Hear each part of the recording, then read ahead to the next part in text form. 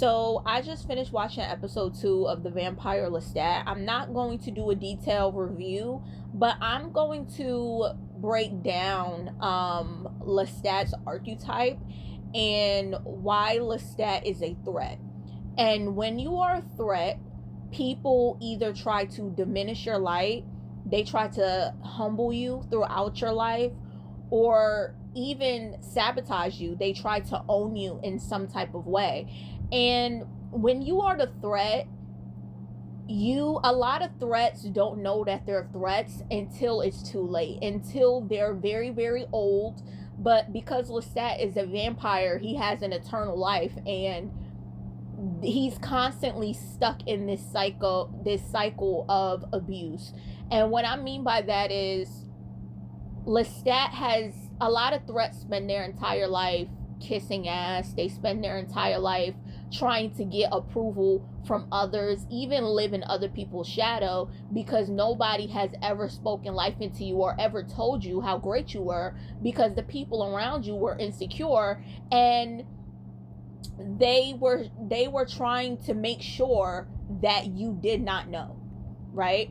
So a lot of the times threats find out that they have what it takes until it's too fucking late in their lives, right? And you see these type of people, they become sad, they become depressed, they end up deleting themselves, they become remorseful, regretful, and they become bitter and angry in their older age, because it's like, I always had what it took their whole entire time. I could have reached great heights, but nobody has ever told me, right? Like, you don't have to waste your time trying to become somebody else, because at the end of the day, people want to be you, people want to see you, people want to live in your light. And when we talk about the obsession with humbling the pretty girl, when you come into work and you're the pretty girl, everybody notice when you don't look put together. They always notice when you have a bump, they always notice when your hair's not done, and they make it a point to point out your flaws. No different than Lestat in this episode. Everybody talks about how terrible Lestat is, how he can't make good music, and all this other stuff, how they're not fans, but everybody is showing up. Everybody's coming to the concert. Like, you don't need to kill 8 wolves to prove that you're a man, to prove that you're somebody to anybody. You don't need to get straight A's to prove yourself to people. You are the threat.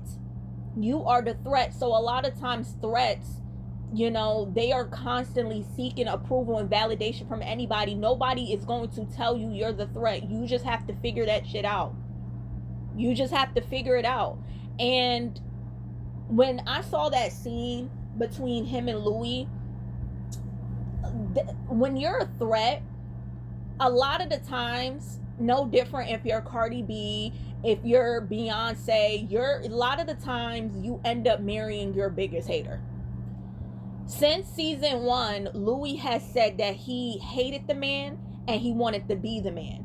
Louis has made it a point to never tell us that he loved him. Louis has always wanted to be white. He always wanted a seat at the table. It's one of the reasons why he would pay money to go to the white brothels, even though he had a black brothel. He would let his clients, he wouldn't go to no black brothels. He wanted to have a seat at the table and be in the company of white people. Louis has always wanted to be white. He said it himself that he hated the man, but he loved the man and he wanted to be him. When you date somebody that secretly wants to be you, they're going to make it a point to humble you any chance that they can. Any chance that they can. That's just what they do. That's just what they do. So the constant humbling of Lestat throughout episode 1 and 2 shows you how people have mystified Lestat from season 1 and season 2 versus Lestat and his false confidence and his big bravado. Lestat didn't try to debunk Louis' book. He didn't try to get revenge on Louis. He just lived his life. But because Louis is a pimp, and when he's always going to revert back to his nature, which is to own. So him trying to control Lestat through financial means is a classic Louis move. It didn't shock me at all.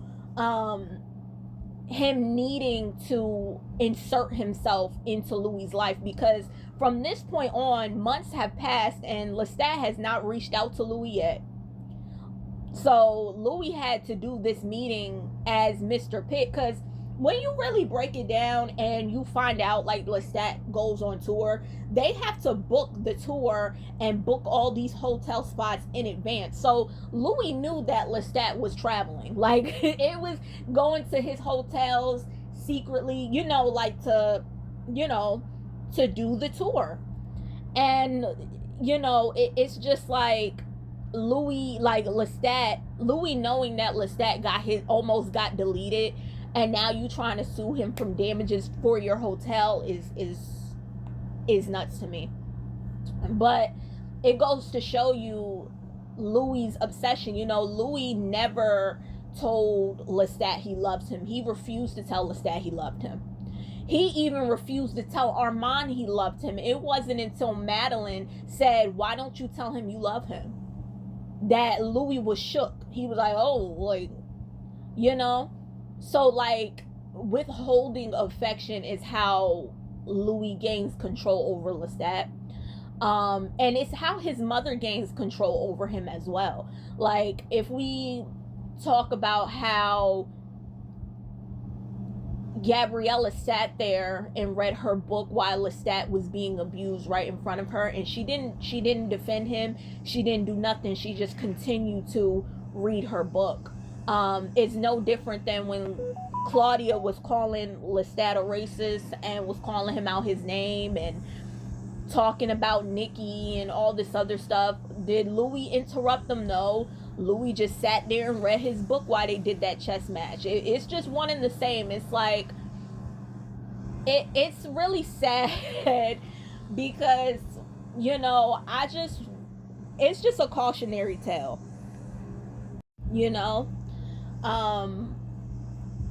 I remember growing up and, people used to wear like the Disney fits, and they used to have their thigh-high Converses, and then sometimes they would have the colorful laces, like the cheetah print, or like the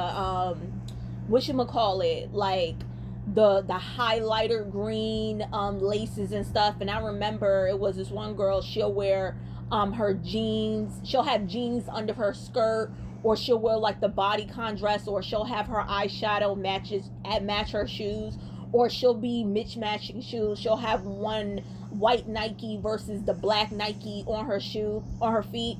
And I remember girls used to clown the fuck out of her. They used to be like, "Oh my God, like, you look terrible. That looks stupid. That looks silly," right? But she had her own style. Like, you can tell that it was unique. It was to her. And she was always like bedazzling her like jean jackets and all that stuff. And it was so much so to like other girls used to make fun of her and call her weird and tacky for the way that she dresses, outlandish. It kind of reminded me how Lestat would dress and all that other stuff. And then she stopped doing it. Like, I think she stopped doing it because she was being bullied so much. But then let time go by, these same people who were making fun of her started to dress exactly like her. They started wearing the things that she was wearing, like the cheetah print bodycon dress and all that other stuff. Like, I remember it. Like, people used to wear the bump. So, like, people will always try to knock you off your spot when you are different or doing something that they could never do or never dream of doing. So that's just my analysis of when you are the threat. That's just a reality that you're going to have to deal with. You're going to have to gas yourself up. You're just going to have to go to therapy and figure it out, because when you're the threat, nobody is going to ever tell you you're the threat. That's just what happens.